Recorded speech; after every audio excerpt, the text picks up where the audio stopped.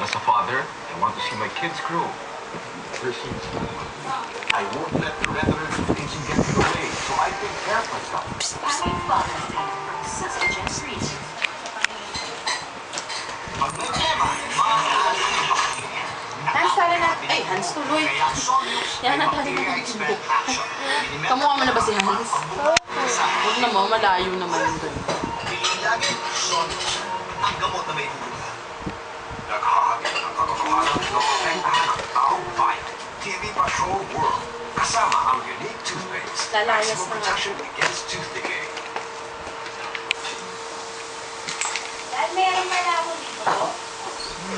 Pag-aralan mo. Siya si Juan Miguel.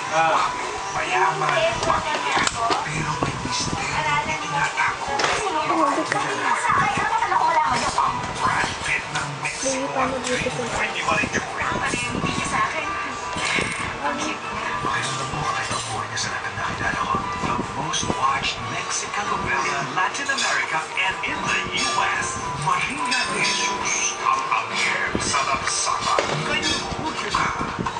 Kinasisikat ang pag-asa. Magparehistro at maging miyembro na po ng boto mo, ipapon mo.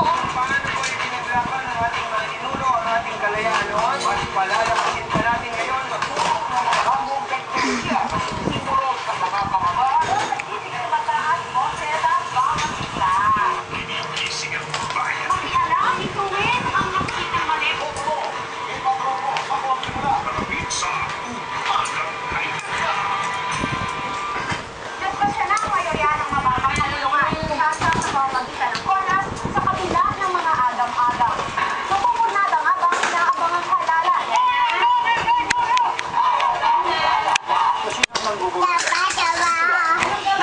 Garapal na.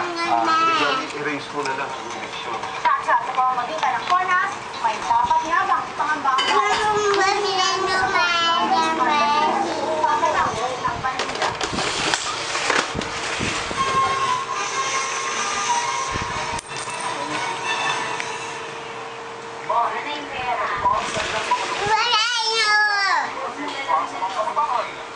Sa Pasig na dinadampot ang mga melodedad na gumagana pa rin sa kalsada tuwing gabi.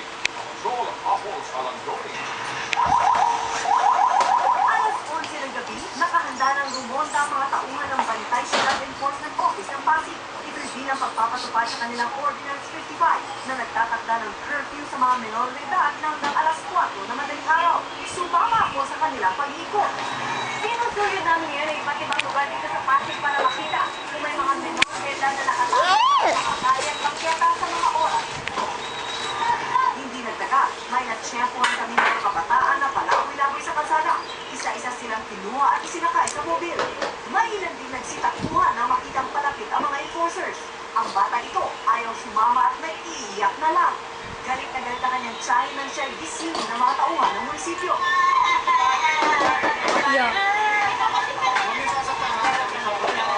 Naglalaro ko lang kanina, ma'am. Naglalaro lang yan. Akala namin natulog na. Balisa naman itong si Aling Belinda na malamang nakuha ang kanyang anak. Hindi lang dahil mabag siya sa curfew, kundi dahil nahuli rin siyang nag-iinom sa bangketa.